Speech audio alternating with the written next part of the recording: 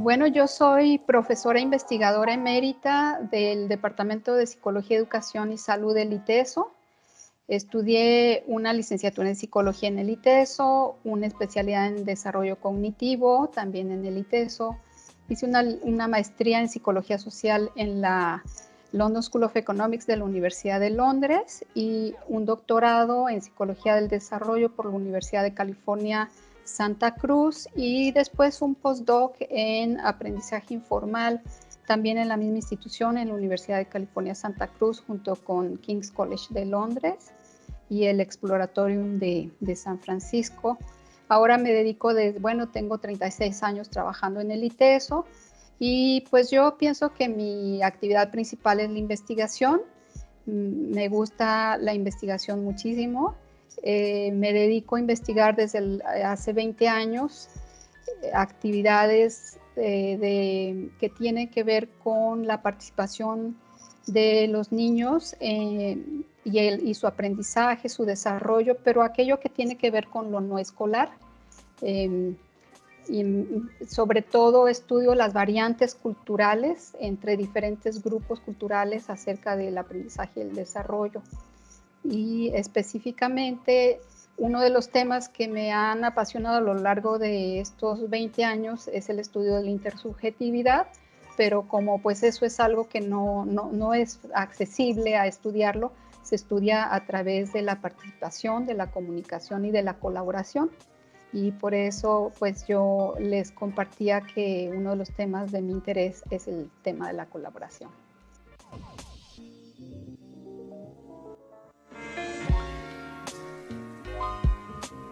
Voy a hablar yo del tema de la colaboración como algo que se puede aprender, pero también como el tema del acomedirse. Y aquí yo titulé mi presentación como aprender a colaborar y acomedirse es aprender a preservar las comunidades y la humanidad. Este trabajo lo he realizado yo junto con otras personas que las voy a ir nombrando posteriormente. Muchas veces cuando hablamos de la palabra colaboración, ¿qué es lo que pensamos? Pensamos en situaciones muy particulares en donde están algunas personas reunidas, 2 personas o más, y que están interactuando, están ayudándose a construir algo conjuntamente, pero muchas veces se piensa en algo que es como o en un contexto escolar o en un contexto de trabajo para un fin muy específico. Entonces, desafortunadamente se piensa en la colaboración como algo muy específico y muy particular. Y yo digo que desafortunadamente, ¿verdad? Desafortunadamente porque la colaboración tiene implicaciones muy importantes para saber colaborar, ¿verdad? El saber colaborar tiene implicaciones muy importantes en la vida de la humanidad en muchos términos, como interconexión cognitiva, como interconexión de habilidades sociales, como interconexión socioemocional, como co-construcción compartida de la situación y como una construcción de la intersubjetividad. Y en otro plano más amplio, refiere a qué es lo que nos hace ser humanos.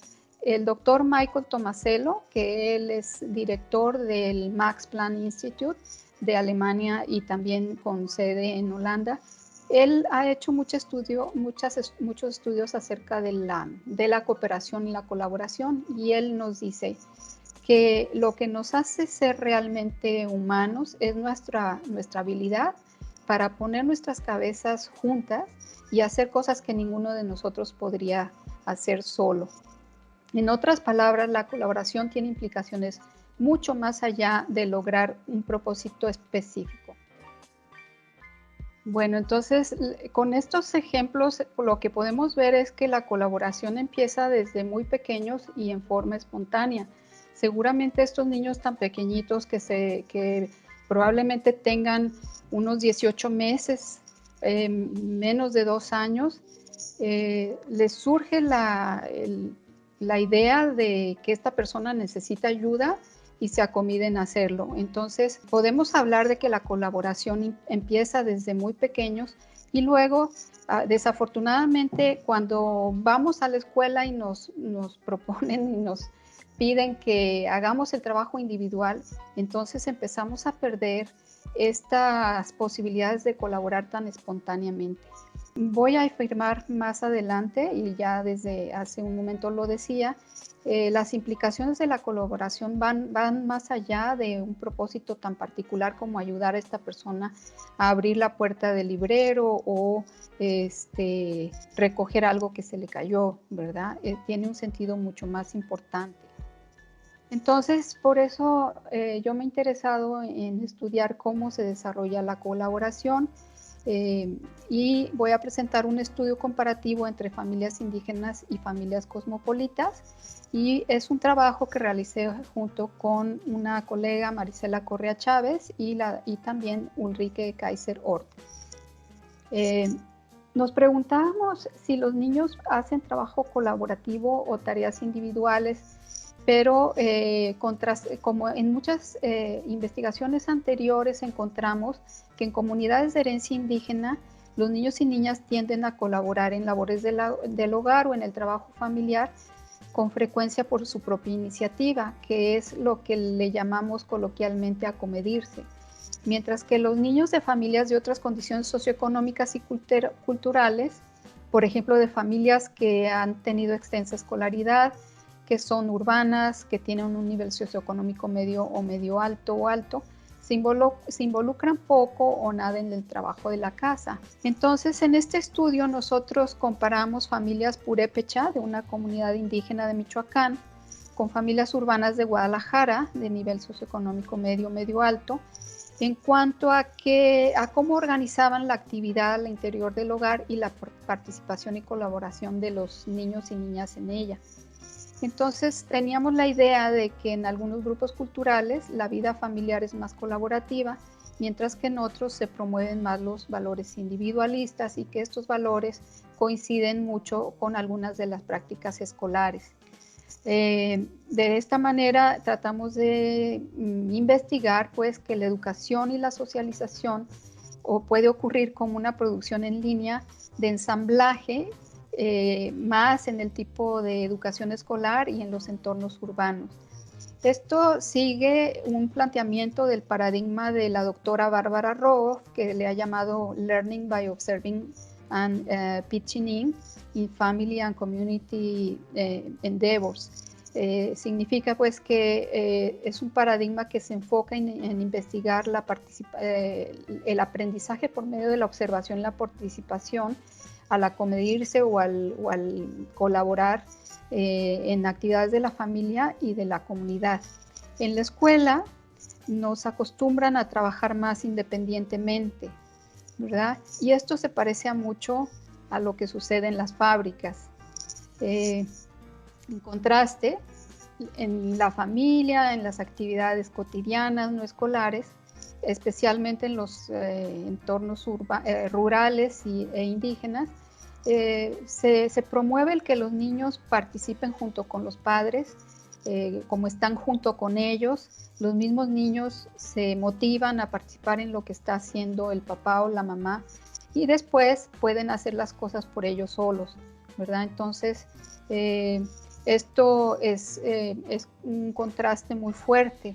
No es que los niños de nivel socioeconómico medio, medio alto no colaboren en el hogar, sino que muchas veces se les induce a que hagan solitos las actividades y entonces se vuelve una obligación y se vuelve algo que no les gusta hacer, a diferencia de los niños de otras comunidades, ¿verdad? Donde la niña está ahí por un lado de la mamá, ayudándole en el puestito que vende alguna comida, mientras que en el contexto escolar en el cual los niños pasan muchas horas del día, se les induce a que trabajen individualmente, incluso se les prohíbe a veces que se ayuden porque el niño debe mostrar que puede hacer las cosas individualmente.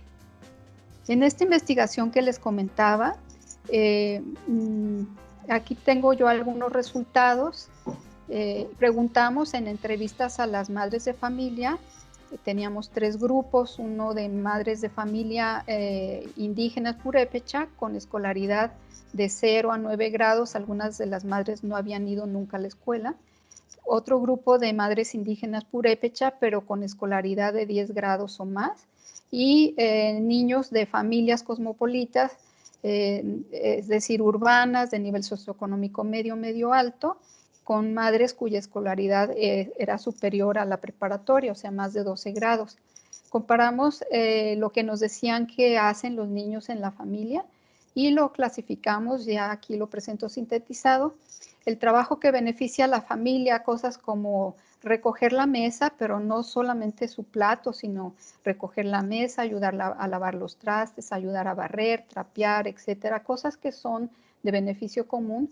Pues los niños de las familias indígenas purépecha madres con poca escolaridad ayudaban muchísimo más, un 88% de las actividades diarias, comparado con el 56% de los niños de las madres de la misma comunidad, pero con mayor escolaridad estas madres, y un 44% de las actividades diarias de los niños cosmopolitas.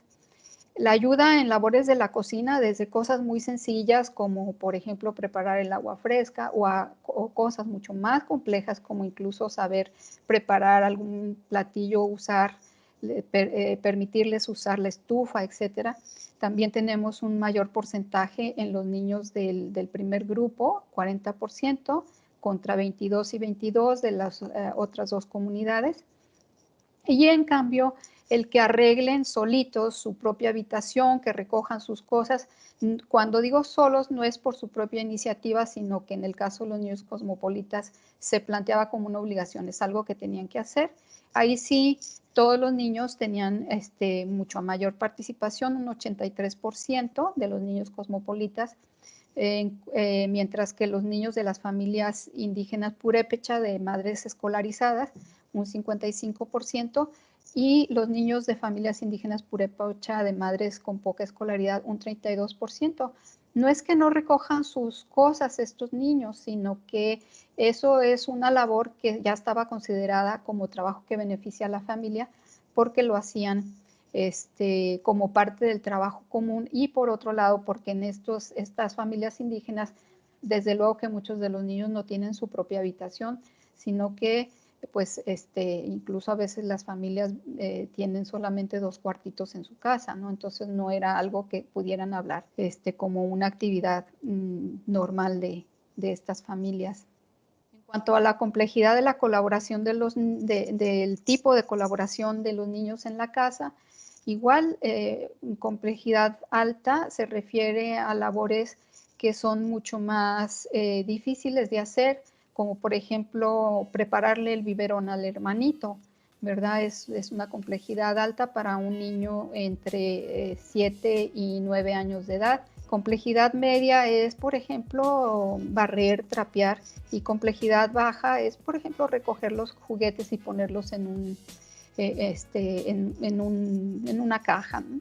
Entonces encontramos que los niños indígenas muestran actividades de colaboración de complejidad mucho más alta que los otros dos grupos, ¿no? Los niños, perdón, en este caso nada más comparamos a los niños indígenas con los niños cosmopolitas.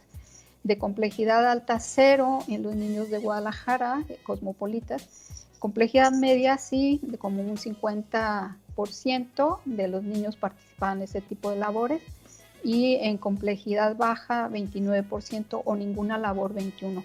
Entonces encontramos que en síntesis los niños indígenas de madres con escolaridad más baja significa que también tienen tradiciones indígenas más comúnmente.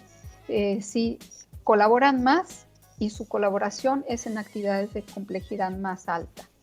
Aquí les voy a mostrar un pequeño video de otra investigación en la que participamos la doctora Bárbara Rogoff, la doctora Roberts y yo. Este es una especie de investigación pseudoexperimental. Nosotros diseñamos esta actividad con todo un protocolo. Estas 3 niñas son de una comunidad no indígena, pero sí con raíces indígenas, con herencia indígena. Las 3 niñas son entre 6 y 7 años de edad. Y aunque no escuchen muy bien el audio, no tiene mucha importancia porque una de las características de estas comunidades es que hay muchísima mayor interacción no verbal que verbal.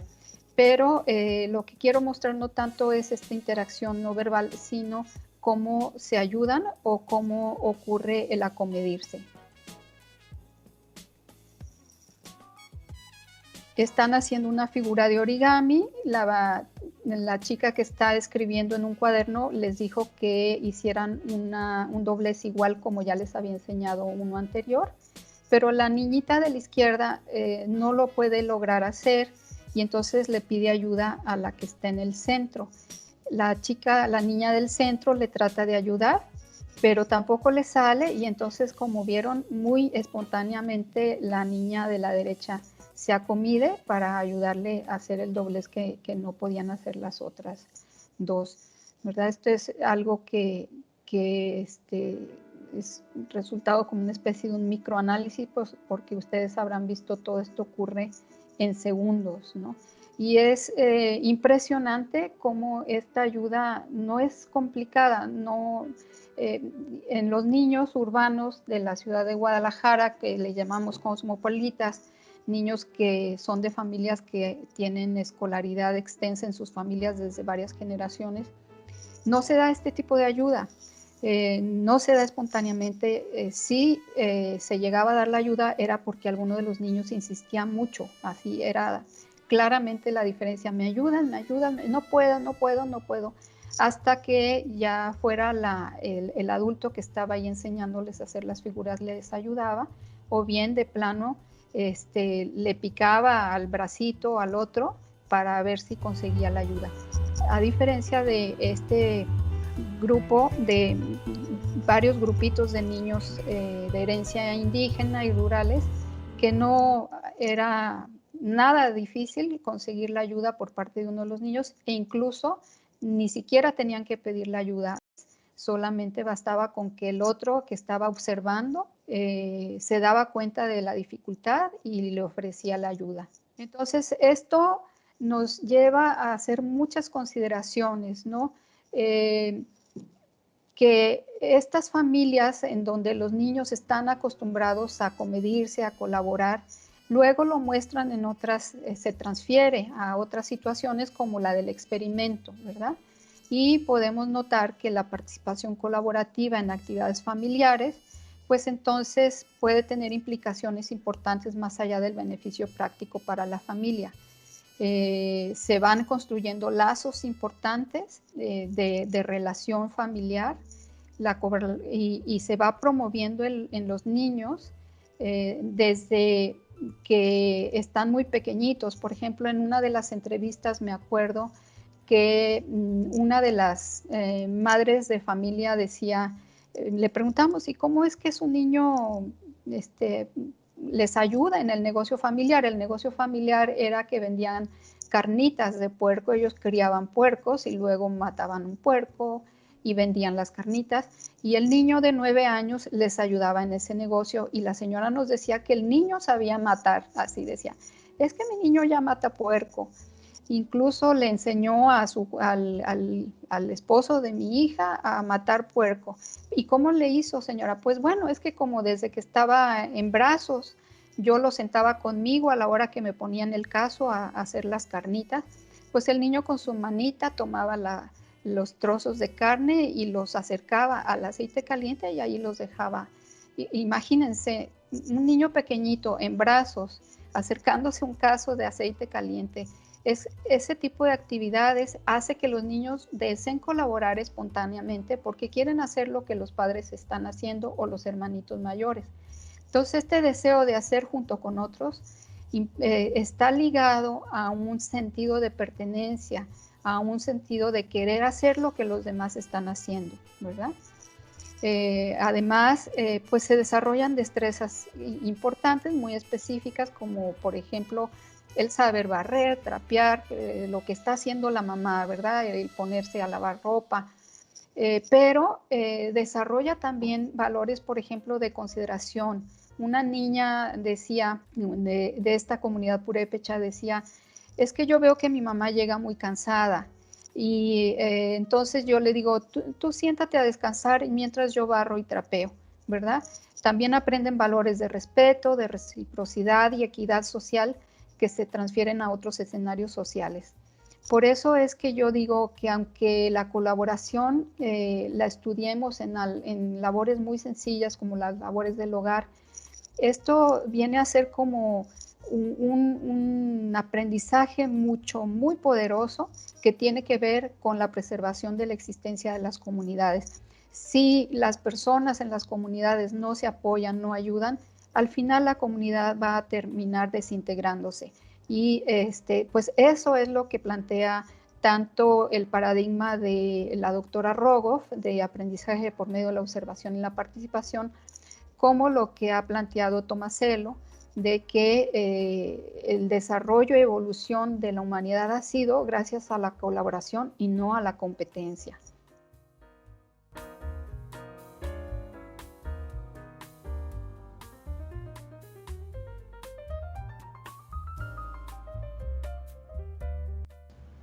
Sí, definitivamente.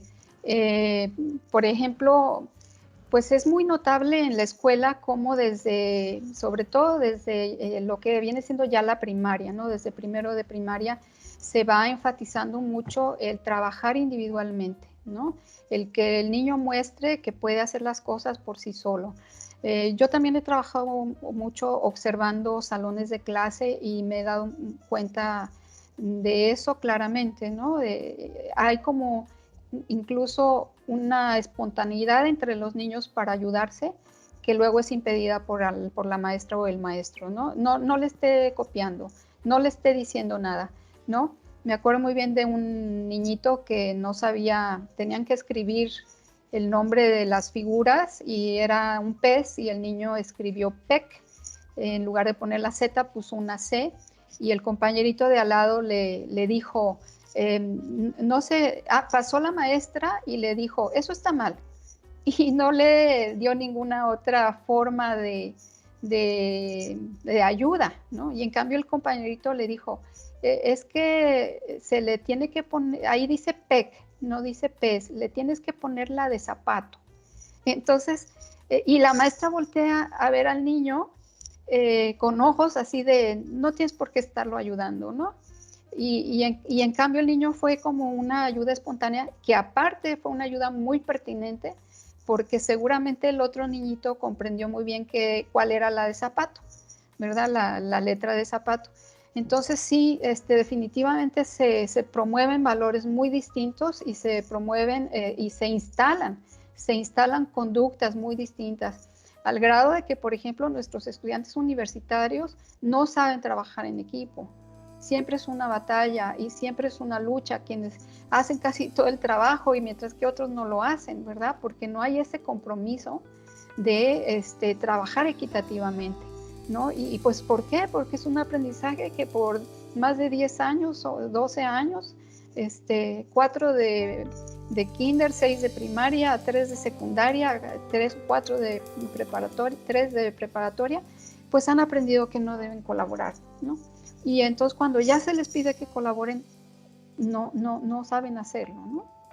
Incluso también en las familias que tienen niveles educativos altos, no lo promueven. En las entrevistas también tenemos señoras que dicen, yo le digo a mi niño que tiene que recoger sus cosas y le digo, no te estoy pidiendo que recoja que me ayudes a atender la cama mía ni la de tu papá, sino que hagas lo tuyo, ¿no? Entonces les induce mucho a lo individual, mientras que en las otras comunidades sí se les induce mucho a la colaboración y al saber acomedirse. Incluso las mamás tienden a decir, acomídate, mijita, por favor, ¿no? Y sin decirles, haz esto, sino que la niña tiene que observar, tiene que identificar en qué necesita ayuda a otra persona y hacerlo. Y eso implica cosas muy sofisticadas cognitivamente. Implica saber observar, tener una atención aguda, implica predecir en qué está necesitando ayuda la otra persona o inferir, ¿verdad? y luego dar la ayuda que realmente corresponde, ¿verdad? Entonces sí hay grandes diferencias a nivel de valores y a nivel de comportamiento y a nivel cognitivo.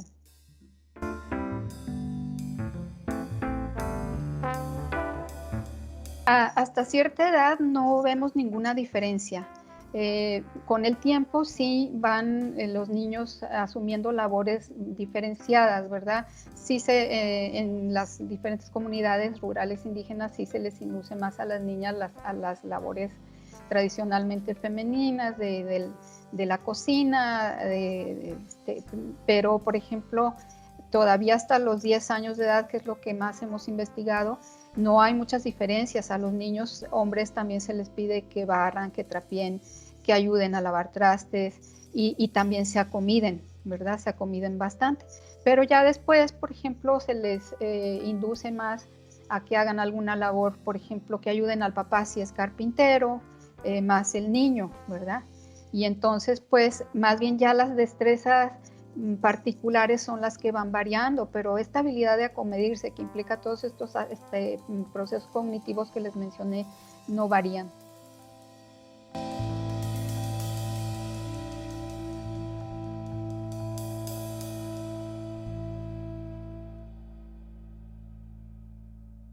Bueno, el paradigma de la doctora Rogoff de aprendizaje por observación y colaboración o el acomedirse plantea como dos en contraste como dos, le llama prismas, ¿no? Porque son varias facetas, son como 7 facetas, y se compara, desde luego hay aprendizajes escolares con diferentes sistemas, en donde sí se promueve mucho la participación, pero en que ella ha investigado, le llama lo que mencioné en mi presentación, aprendizaje por medio de, como en fábrica, ¿no? Como en línea de ensamblaje. Y entonces se observan diferencias muy interesantes, ¿no? Por ejemplo, la organización en la escuela es vertical y es un adulto que trabaja con niños de la misma edad. En cambio, la organización en la comunidad o en la familia hay una participación sin considerar la edad, sino que hay diversas edades, los abuelos, los padres, los hijos, los niños de diferentes edades, hasta el bebé de 2 años, etcétera, ¿no? Y luego esa organización es horizontal, a diferencia de la escolar. Voy a tratar de ser breve porque cada una de las facetas tiene sus complejidades, ¿no? La motivación es muy distinta. Los niños quieren participar porque ven a los otros haciendo las cosas y quieren ser parte del grupo y hacer lo que están haciendo los otros en una comunidad o en la familia, mientras que en la escuela, pues, ¿cuál es la motivación? Que te pongan un 10, ¿no? Es una motivación externa. La motivación acá no es interna en el sentido de que una sea excluyente o una interna y en la otra sea externa, sino que es inherente. La actividad, lo que están haciendo los demás, el grupo, jala a los niños a involucrarse, ¿no? Entonces, por eso se le llama una motivación inherente a la actividad y a la vez también interna, ¿no? Luego, la enseñanza es vertical, mientras que en la escuela, mientras que en la familia o en la comunidad, la enseñanza es como muy gradual, ¿no? Si la niña le dan para que se entretenga una bolita de masa, pero con el tiempo, cuando ya la niña tiene 5 años, 6 años, la bolita de masa no es juego. Ella quiere que su bolita de masa se convierta en una tortillita y cuando la niña tiene 9 años, esas tortillas se las come la familia, ¿verdad? Entonces va haciendo cosas que se le van apreciando y va reconociendo el niño o niña que lo que hace tiene repercusiones de beneficio para todos. El que cuiden animales, por ejemplo, saben que eso es indispensable que que los animalitos de la casa coman y se les atienda. Entonces, van asumiendo esta responsabilidad. En cambio, en la escuela lo que uno aprende es para que tú repercuta dentro de 20 años, ¿no? Son aprendizajes descontextualizados, son aprendizajes que no le ves el beneficio inmediato. O sea, yo hasta la fecha no sé para qué sirve hacer una raíz cuadrada, ¿no? Entonces, ese tipo de aprendizajes, pues muchas veces los niños no saben para qué van a servir y se convierten pues en algo como inútil. Un investigador decía que son aprendizajes inertes, ¿no? Porque se quedan ahí sin ser aprovechados para nada, hasta tal vez algunos cuantos, un cierto porcentaje muy pequeño del aprendizaje escolar, después luego ve uno que sirven, ¿no? Pero son aprendizajes muy básicos, claro, el saber contar, el saber leer es importantísimo, pero muchos otros aprendizajes son aprendizajes inertes. Y luego otro de las diferencias es la evaluación. En lo que ocurre en el aprendizaje en la familia o en la comunidad, no te evalúan y te dicen, ni siquiera te dicen muy bien, ni te dicen tienes un 10 como ocurre en la escuela, sino que el que veas que estás contribuyendo o que si algo salió mal, vas a tener que hacer las cosas de nuevo o deshacerlas y hacerlas de nuevo. ¿Por qué? Porque no se está llegando a obtener el objetivo que se está persiguiendo, ¿verdad? Si se te tira un vaso de jugo, pues lo tienes que volver a hacer y tienes que recoger. Entonces, esa es la evaluación, el logro o el no logro, ¿verdad? Mientras que en la escuela, pues tienes un 10 o tienes un 5, ¿verdad? Son formas de evaluación muy distintas.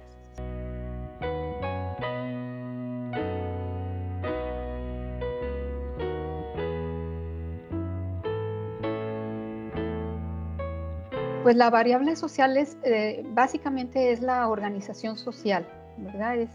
De qué manera la familia se organiza y de qué manera permite o no que los niños se vayan involucrando.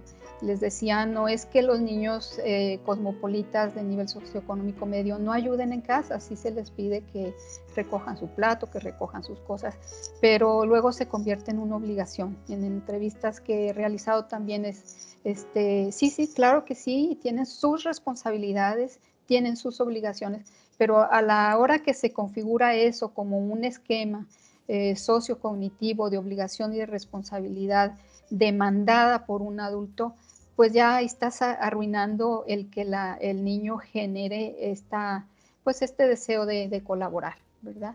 Entonces, una de las variables importantes sociales es eso, la forma de organización, la forma de interacción, la forma como se les pide que hagan las cosas o simplemente se les involucre o se les obligue, pues son variables más de tipo de la interacción social importantes, ¿verdad? En este momento no se me ocurren algunos otros factores. Tal vez uno muy importante es el que los padres de familia le dan muchísima importancia a lo escolar y entonces pues dedican el tiempo de los niños en casa a que hagan las tareas, ¿verdad? Y por lo mismo entonces no hay momentos, no hay espacios en los que los niños puedan tener otro tipo de colaboraciones. Pero de nuevo volvemos al punto de cómo está la organización de la vida cotidiana, ¿verdad? En las familias.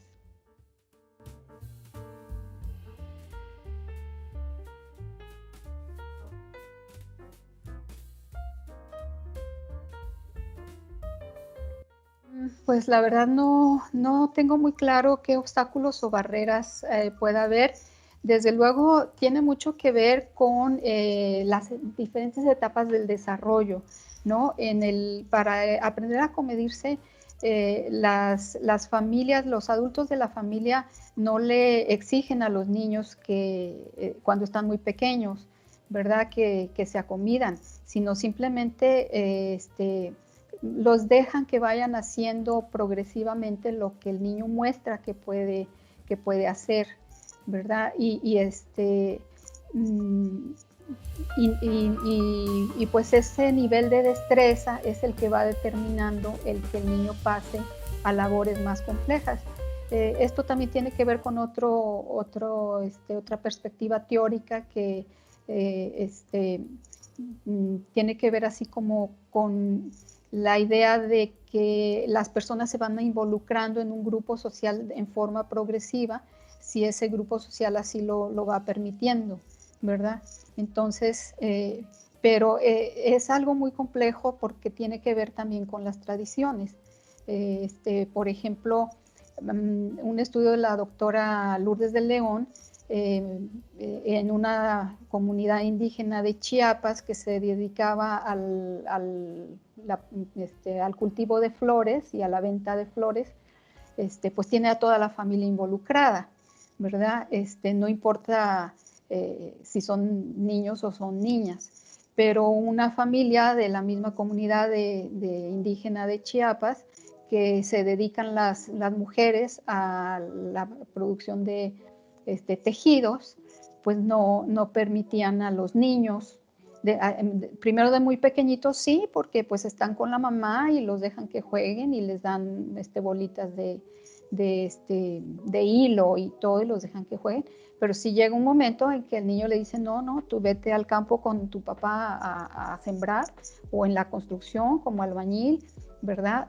Pero empieza a haber algunos niños que les interesa el tejido e incluso ahora tienen ustedes una persona famosísima, no recuerdo su nombre, de una comunidad de Chiapas, que es un productor de textiles y diseñador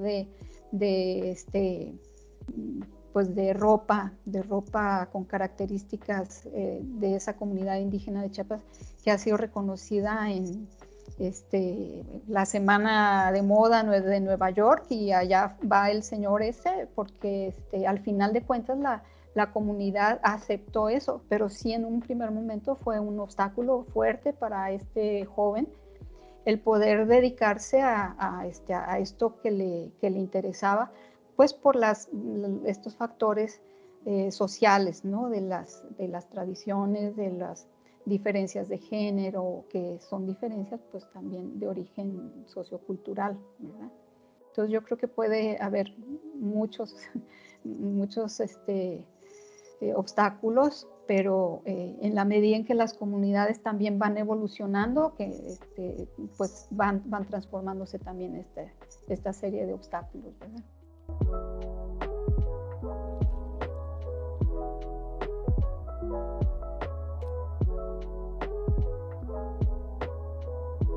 Sí, bueno, pues en la escuela sí hay ocasiones en que se trata de enseñar la colaboración, ¿verdad? Pero muchas veces me he encontrado con que no hay formas un poquito más claras que vayan favoreciendo el que los niños interactúen, sino simplemente es pues hay muchas estrategias ya. Yo ya hace tiempo que no las he estudiado, pero me acuerdo que segmentar las tareas, ¿no? Y ustedes divídanse las tareas y cada quien haga algo. Esa es una estrategia y luego ya ponen todo conjuntamente. Pero allí hay pues muchas variantes. Hay quien lo hace bien, hay quien lo hace mal.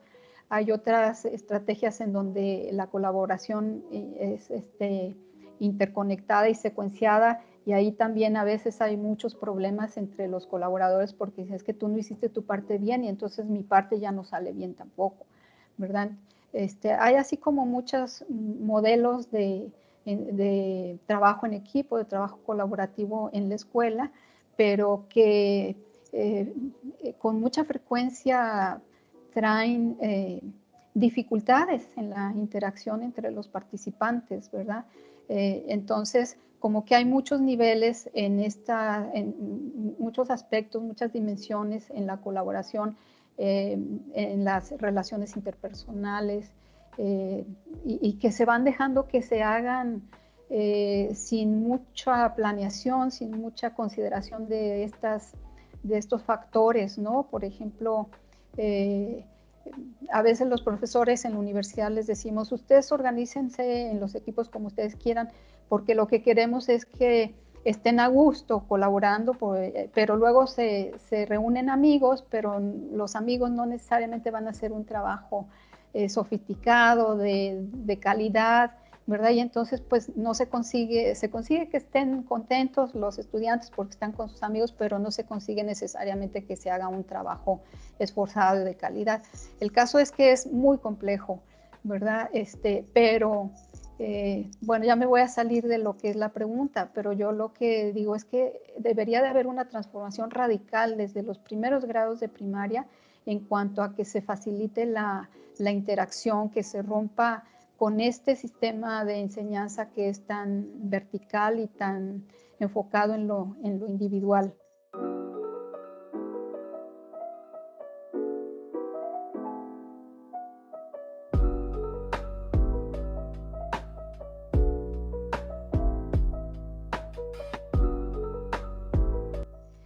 La verdad es que no he estado como muy al tanto de qué es lo que está pasando con la enseñanza en línea a nivel de infantil, ¿verdad? Desde luego sí, yo tengo mis clases también que trabajo con estudiantes, pero son estudiantes ahorita mis clases desde que empezó la pandemia son con estudiantes de doctorado y pues es otra cosa totalmente distinta. Además es un grupo muy pequeñito, ¿verdad? Pero sí, pues veo o me imagino, porque como les digo, no he podido hacer yo entrevistas a madres o padres de familia o no tengo modo de enterarme qué está pasando realmente. Nada más lo que les voy a comentar son como mis supuestos, pero me imagino que ahora las clases a nivel de primaria, por ejemplo, son todavía de trabajo más individual.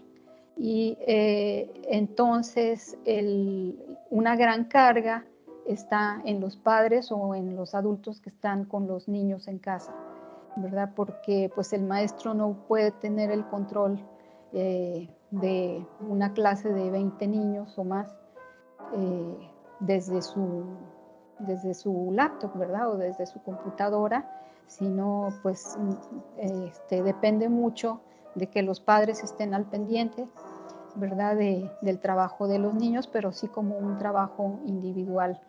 Entonces ahí sí digo, más que nunca se va a estar reforzando el trabajo individualizado. Y en ese sentido yo digo, pues los centros escolares podrían beneficiarse mucho de inducir a los padres y las familias también se beneficiarían mucho si se induce a aprendizajes que no son tan escolares, ¿verdad? Que no son tan formales en ese sentido, sino, por ejemplo, que propusieran actividades que son de beneficio familiar para que los niños aprendieran cosas, ¿no? Por ejemplo, toda la cuestión de los quebrados es parte de lo que uno aprende fácilmente en la cocina, ¿no? Si cortas una naranja o una manzana en trozos, no sé, hay muchos aprendizajes que son de tipo formal que se podían traducir en actividades de la casa, ¿no? En niños muy pequeños, el que ayuden a contar las verduras, el que ayuden muchas cosas de la cocina son de un beneficio tremendo en el aprendizaje básico de la aritmética, ¿verdad? Muchas cuestiones de salud también, en cuanto a que, por ejemplo, explicaciones muy simples acerca de por qué es tan importante el usar desinfectante, el lavarse las manos continuamente, el lavar todas las verduras o sea, el que los niños ayudaran cuando llega todo lo que hay que lavar del súper, etcétera. O sea, una transformación tremenda podría hacerse si las escuelas se orientaran a hacer esta combinación de los aprendizajes básicos con las oportunidades que tienen en una casa los niños de colaborar, ¿verdad? Entonces, pero sí, yo hasta donde me doy cuenta, sí veo que sobre todo, pues sigue siendo la labor de las madres de familia, en su mayoría, el estar al pendiente del trabajo escolar de los niños y se ha convertido en una tercera jornada, lo digo porque muchas de las madres siguen con su trabajo remunerado, y esa es una jornada. Y luego las labores de la casa es la segunda jornada. Y la atención a los hijos con la responsabilidad escolar que anteriormente no tenían porque estaban los niños en la escuela 3 o 4 o hasta 5 horas, y en muchos casos hasta 7 horas, ¿no? Porque después de la jornada escolar luego ya pasaban a llevarlos a otros aprendizajes, ¿no? De talleres, apoyo para la tarea, o pues las familias que tienen recursos, pues todos los aprendizajes de cosas de música, de computadora, de deportes, etcétera. Entonces ahora pues todo está en lo que está ocurriendo dentro de la casa, y sí se ha vuelto pues una tercera jornada laboral para en su mayoría las madres, ¿no? Desde luego que hay muchos padres de familia, me refiero a varones, que también apoyan en el trabajo escolar de los niños, pero por lo que yo me he enterado, sigue siendo como todavía muy inequitativo eso.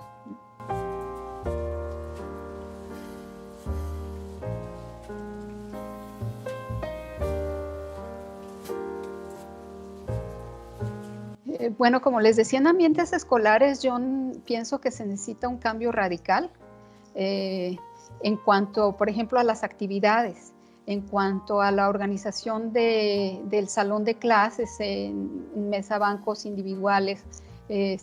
Pues hay ya muchos sistemas que no tienen esa estructura convencional o tradicional del salón de clases con los mesabancos o pupitres de frente a un pizarrón, sino que tienen posibilidades de movilidad del mobiliario para que los niños trabajen conjuntamente, etcétera, ¿verdad? Eso pues ya es un gran avance, eso es un gran avance, pero yo sí estoy más por un cambio radical de actividades, ¿verdad? Simplemente lo que uno ve que ocurre en un museo de ciencia enfocado para niños, o por ejemplo, el caso del Exploratorium de San Francisco, u otros, acá nuestro Trompo Mágico, que también tenía muchísimas actividades que son de aprendizaje científico para los niños. Las escuelas tendrían que tener una arquitectura totalmente diferente. No debería de haber salones de clase, debería de haber como espacios de aprendizajes diversos, ¿no? De la biología, de las ciencias sociales, de la historia, de muy diverso tipo, ¿no? Y pues sí se necesitaría cambios muy fuertes. Yo hace tiempo tuve un proyecto de aplicación profesional en el ITESO que tratábamos de fomentar el desarrollo de la literacidad en los niños de una manera no escolar, y lo hacíamos dentro de una escuela. Nos prestaban un salón que era la biblioteca, pero trabajábamos en pequeños grupos con actividades que no eran de tipo escolar. Por ejemplo, era una escuela de nivel socioeconómico medio bajo y bajo. Muchos de los niños eran de familias cuyos padres eran comerciantes en un tianguis. Entonces, una de las actividades era organizar un tianguis, y tomaba varias sesiones, y eran niños de primero, segundo y tercero de primaria, desde que identificaran qué iban a vender, hicieran carteles con la letra como se pudiera, de qué vendían y cuánto costaba, y luego ya les llevábamos nosotros cosas verdaderas de naranjas, bueno, así en general fruta, algunos panecitos o galletas que vendían, y entonces no solamente les pedíamos, unos eran los vendedores y otros eran los que iban a comprar, y luego se alternaban los roles, y tenían que hacer su lista del mandado y tenían que ir a comprar, y el que vendía tenía que ir anotando qué estaba vendiendo y cuánto estaba cobrando. Entonces practicaban también la aritmética, ¿verdad? Y los niños estaban felices, estaban en un contexto de algo que conocían, porque muchas veces el niño cuando llega a la escuela, sobre todo cuando son de familias que en su casa no hay un libro, no saben de qué les está hablando, el lenguaje que usa la maestra a veces es muy desconocido para los niños. Y entonces, cuando tú le presentas una actividad que es muy familiar para ellos, entonces se sienten empoderados, o sea, tiene implicaciones tremendas. Y todo esto se hacía colaborativamente y se exigía respeto, no se podía burlar un niño de otro, etc. Entonces están involucradas en todas estas interacciones muchos aprendizajes que van más allá del saber leer y escribir o el saber hacer cuentas, ¿verdad? Entonces, otra de las actividades que hicimos fue diseñarles una especie de clínica médica, y pues también son experiencias que han tenido los niños de ir al doctor y asumirse ellos como doctores y escribir una receta y decirle, señorita, usted tiene que cuidar a su bebé, les llevamos muñecos para que fueran los bebés. Sí. Entonces, son actividades que son apropiadas al desarrollo, a la etapa de desarrollo de los niños, son actividades apropiadas al contexto cultural de los niños, son actividades atractivas porque son de juego, etcétera, y hace que los niños se involucren, quieran participar, a diferencia de estarlos regañando de que fulanito, presta atención, mira lo que te estoy enseñando en el pizarrón, ¿verdad? Entonces sí hay como pues necesidad de cambios muy fuertes. Ahora, en este momento pues eso es imposible, ¿verdad? No podemos hablar de ese tipo de cambios, no sabemos qué viene enseguida, pero como les decía, hay cosas en el hogar que los padres de familia muy cultos, ¿verdad?, que sí les ofrecen muchos juguetes, muchos libros a los niños, pero no les ofrecen que aprendan a ayudarse, a colaborar, ¿verdad? De que, por ejemplo, justo hoy me encontré en el jardín donde yo vivo una señora que estaba cuidando a 3 niñitas, cada niña tenía su pelota. Las niñas querían jugar entre sí y la señora le decía, no, tu pelota es la roja, tú no tomes esta pelota amarilla porque es la de fulanita. Entonces, ya estas madres tan educadas enseñan a sus hijos a no ser condescendientes con otros, a no colaborar, a no divertirse con otros, a no. Entonces ahí también hay un cambio necesario en la mentalidad de los padres y en la enseñanza de los padres a los hijos, ¿verdad?, en cuestión de la colaboración.